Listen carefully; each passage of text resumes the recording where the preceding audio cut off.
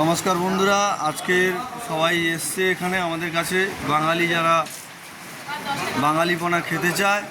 দাদা, দিদির হোটেলে খাবার কীরকম হয়েছে? খুব ভালো দাদা সুন্দর খাবার, আবার যেরকম কোয়ালিটি সুন্দর শার্পনেস আমার ভালো লেগেছে। দাদা এখানে খাবার কীরকম আছে?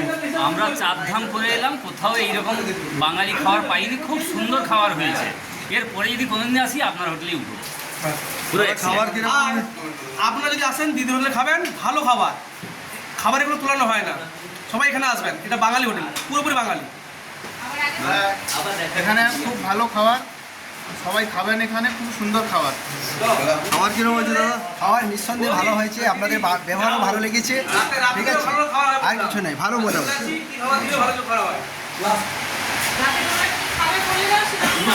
আপনার ভালো